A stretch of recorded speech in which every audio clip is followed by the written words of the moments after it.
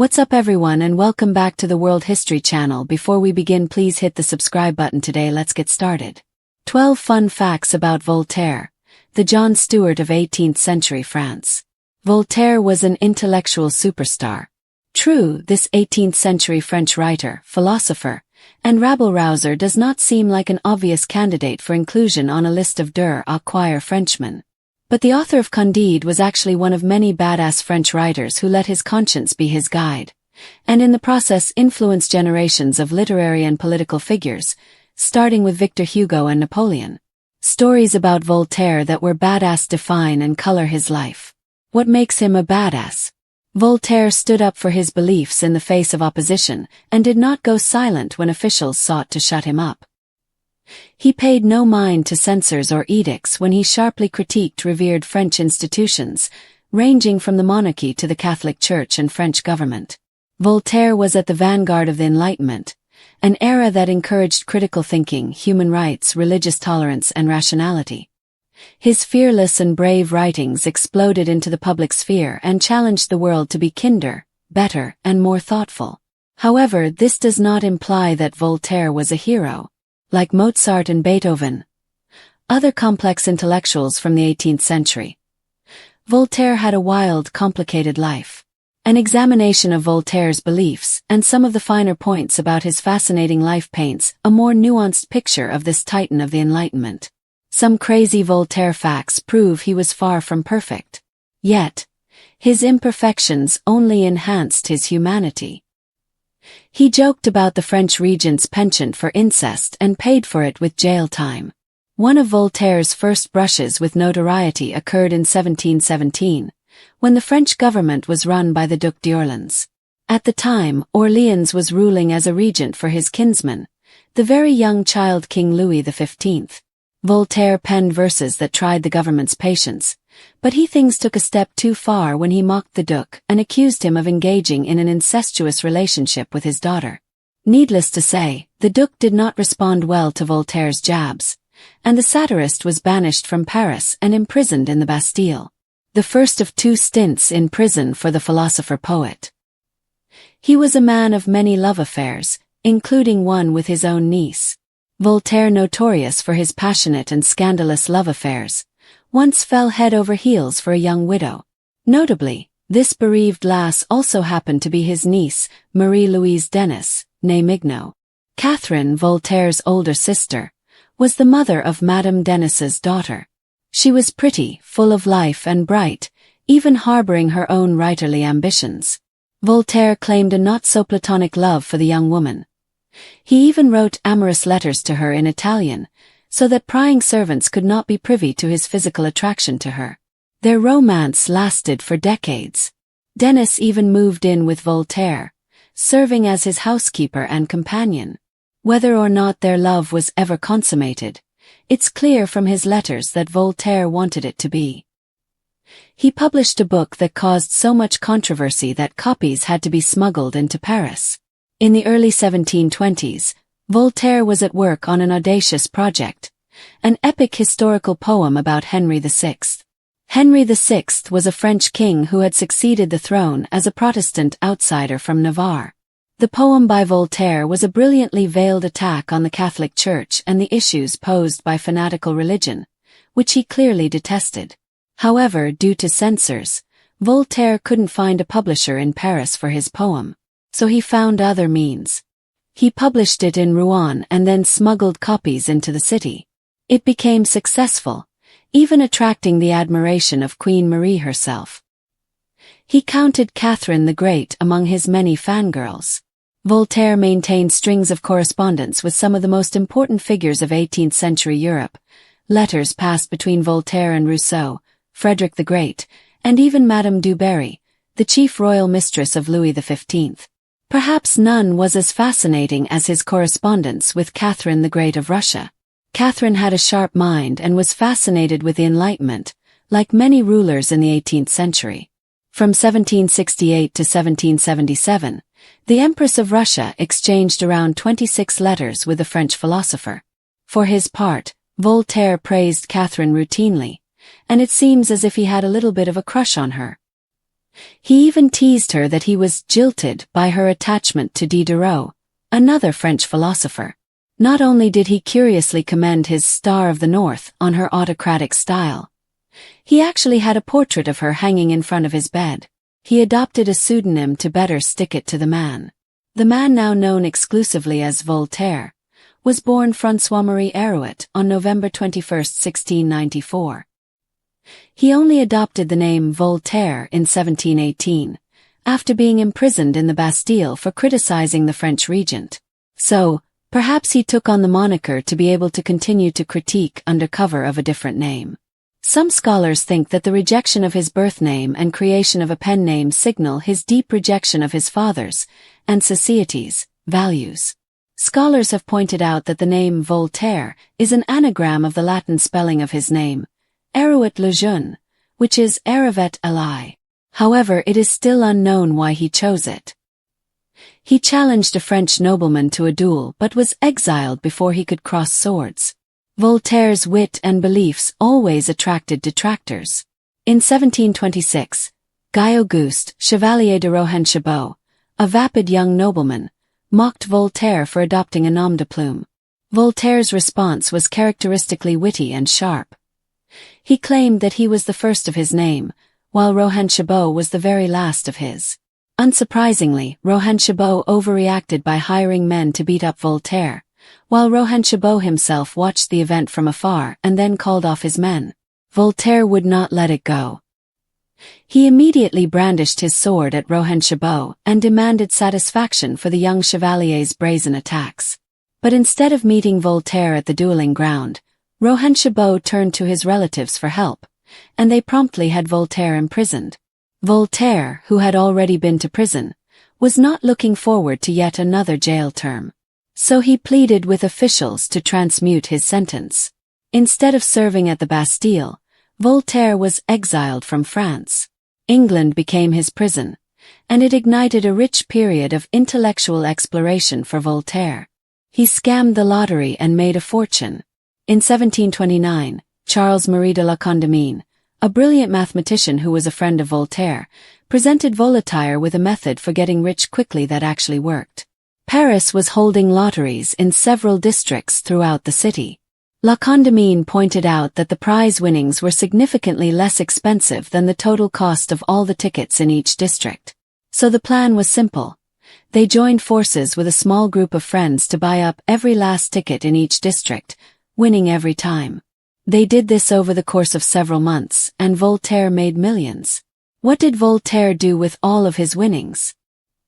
He did what any criminal mastermind would do. He participated in a whole host of business opportunities that would be considered insider trading by today's standards and exponentially increased his wealth. He was so popular he was literally crowned for it.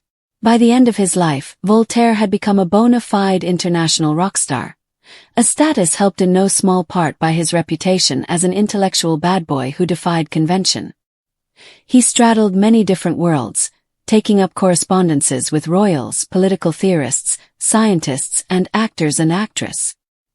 He even came to be known as the innkeeper of Europe, since everybody who was anyone stopped at Voltaire's estate at Ferney to pay their respect to a towering legend. His guests included Edward Gibbon, Casanova, and James Boswell. Voltaire visited Paris in 1778 to attend the premiere of his new play Irene. Parisians rapturously welcomed him home. On the day after he arrived, more than 300 people stopped by to see him and give their warm regards. On March 30, 1778, at the premiere of Irene, Voltaire was literally crowned in his theatre box before his enthusiastic audience. He was wildly contradictory in his views on religious and racial tolerance. Voltaire gained fame for his passionate defense of religious tolerance. Yet, scholars claim that Voltaire looked at other religions with a degree of cultural superiority. He joked negatively about Jews and even viewed Islam as a barbaric religion.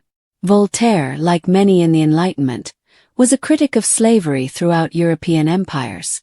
However, his disgust of slavery didn't mean that he thought all men and women were on equal footing. He was also racist who traded in anti-black racial stereotypes in his writings. He became a Freemason after his buddy Benjamin Franklin convinced him to. Benjamin Franklin, one of the most celebrated figures in U.S. history, was an enthusiastic and sharp Enlightenment mind. He wrote constantly to important European figures, conversing on everything from family matters to philosophical debates. Among the intellectual figures of the day, Voltaire was on Franklin's reading list. So when Franklin was sent as an ambassador to France from the new American nation in 1776, he made a point of grandly meeting one of the leading French intellectuals of the day. On one of his meetings with Voltaire, Franklin actually convinced him to become a Freemason. In the 18th century, well-to-do men on both sides of the Atlantic were becoming obsessed with the Freemasons, a secret society that counted many founding fathers in its ranks. So it should be no surprise that Benjamin Franklin, himself a Grand Master, was Voltaire's entry into the Brotherhood. In a grand chateau, he lived with his lover and her husband. Though he never married, Voltaire had many lovers throughout his life. Perhaps the most productive was his affair with Émilie du Châtelet, and she was already married to someone else. She was a brilliant woman of the Enlightenment herself, as she supported women's education and was gifted in mathematics, science, and even literature. Among her accomplishments was a translation of Sir Isaac Newton's Principia Mathematica. Voltaire's affair with du Châtelet began in 1733, and he remained devoted to her for 16 years. Her husband was a French marquis, and Voltaire often stayed at the Château Cirey-sur-Blaise, where he and du Châtelet maintained their physical and intellectual affair. His love affair with Madame du Châtelet did not have a happy ending, however. She had an affair with a young poet in 1748, but by 1749, the poet had left the pregnant du Châtelet. She turned to Voltaire in her moment of crisis, and he even helped woo her old husband back into her marriage bed so that the child would appear legitimate. But it was all for nothing. Du Châtelet died soon after giving birth to a daughter, and the baby followed. The death of Émilie du Châtelet was one of the great tragedies of Voltaire's life. He became an intellectual bad boy when copies of his book were burned in Paris. Voltaire lived in exile in England for several years after he attempted to duel a young French chevalier. However, his time in England proved to be intellectually inspiring. He admired so-called British liberties, and the seeming religious tolerance he found there. Though Britain in the 18th century still hadn't granted political rights to Catholics or Jews, it seemed to Voltaire a more open and tolerant society than France and its deep Catholicism. In 1734, he expanded the original letters concerning the English nation into the text Lettres philosophiques, which provided a more in-depth reading of English philosophy. The book was clear in its admiration of British values and its veiled critique of France's. Great Britain was France's ancient enemy, and so many in France railed against both Voltaire's criticism of French government, society, and religion and his celebration of their sworn enemy. Though he never received an official permit to publish the text, he published it anyway. It caused a huge sensation. Copies of the book were publicly burned by the French royal hangman. The outcry from government circles was so fierce that Voltaire had to flee Paris. Voltaire, born François-Marie Arouet in 1694, was an intellectual lightning rod, a satirical heavyweight, and a fearless voice in an age when speaking truth to power could, and often did, land you in prison. Known for his sharp wit, tireless championing of reason, and prolific pen, Voltaire earned his place at the forefront of the Enlightenment and is often likened to John Stuart for his bold, incisive critiques of the powers that be. Though separated by centuries, both figures share an unrelenting pursuit of justice through humor, commentary, and intellectual honesty. To understand Voltaire's legacy, it's not enough to look at him solely as a philosopher or novelist. His life was filled with rebellion, scandal, and a surprising amount of comedy. He was a rock star in a powdered wig, an Enlightenment-era celebrity who used letters, poems, plays, and philosophical treatises to attack religious fanaticism, corrupt government, and social inequality. Among his most famous works, Candide remains a biting satire of naive optimism, but the man behind the quill was even more fascinating than his works suggest. For instance, One of the first truly badass moments of Voltaire's career came in 1717 when he dared to satirize the ruling powers of France. At the time, the country was under the regency of the Duc d'Orléans, acting on behalf of the underage King Louis XV. Voltaire, never one to let hypocrisy go unmocked, wrote a series of biting verses that accused the regent of an incestuous relationship with his own daughter, a scandalous charge, even by 18th century standards. Unsurprisingly, Voltaire's poetic roasting did not go over well. He was arrested and thrown into the Bastille, where he would remain for 11 months. This marked his first incarceration, but certainly not his last. Yet rather than silence him, the imprisonment only reinforced his belief in standing up to institutional tyranny. Voltaire's iconoclastic streak wasn't limited to politics or the church. It extended into his personal life as well. His decades-long relationship with his own niece Madame Denis, whose real name was Marie-Louise Mignot, was one of many romantic entanglements he had. A bright, vivacious young widow, Denis moved into Voltaire's home and served as his hostess, companion, and, according to many scholars, romantic partner. He wrote her steamy love letters in Italian to prevent prying eyes or ears from deciphering their contents. Though we can't know the full extent of their physical relationship, the evidence suggests that their bond went far beyond familial fondness. But Voltaire's most audacious expressions of rebellion often came via his pen. In the early 1720s, he composed an epic poem about King Henry IV of France, a monarch known for his Protestant roots and advocacy of religious tolerance. In this poem, Voltaire cleverly criticized the Catholic Church and zealotry in general, cloaking his barbs in historical allusion. Predictably, censors refused to allow the work to be published in Paris. Voltaire printed it in Rouen and smuggled copies into the capital, where it enjoyed underground success and even received praise from Queen Marie herself, undeterred. His willingness to bypass censors foreshadowed a career-long practice of skirting authorities to get his work into the public sphere. He was a hero to some, a menace to others, but a genius by any measure.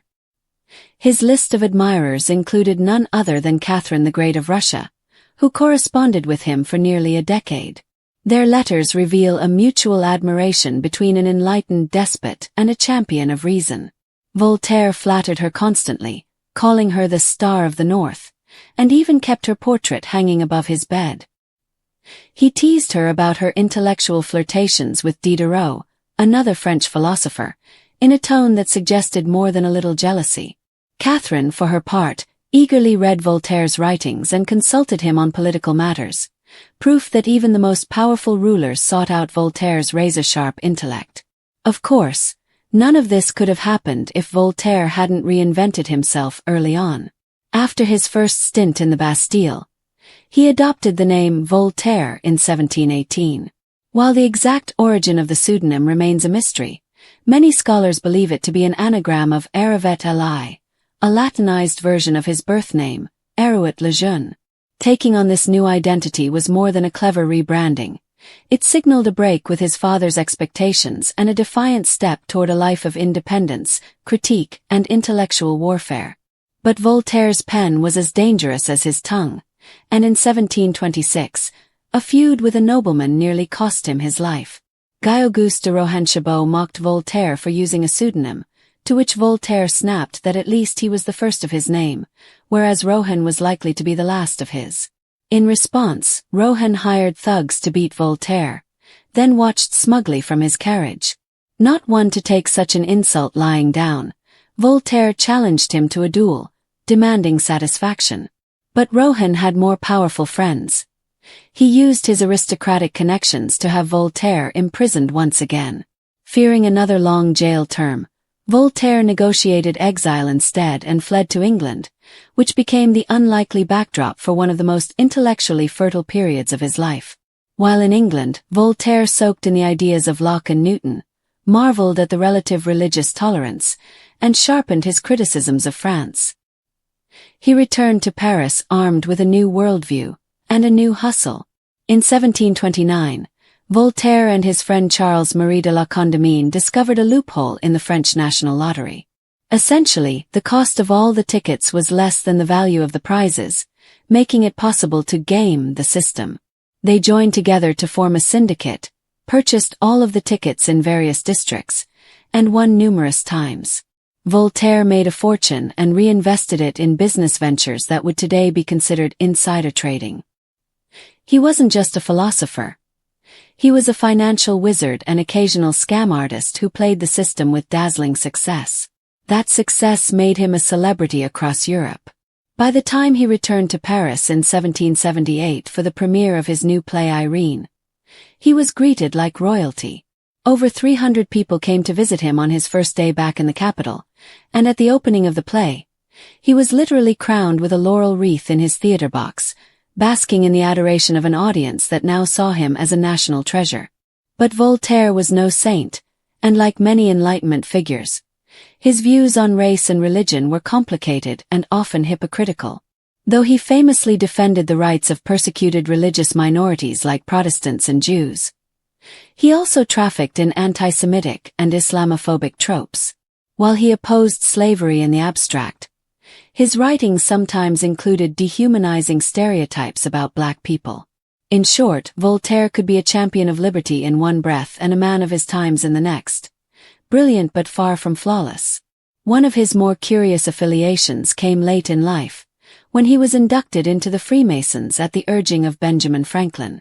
The two Enlightenment titans met in Paris, where Franklin, himself a Grand Master, convinced the aging Voltaire to join the secretive fraternity that counted many revolutionaries and thinkers among its ranks.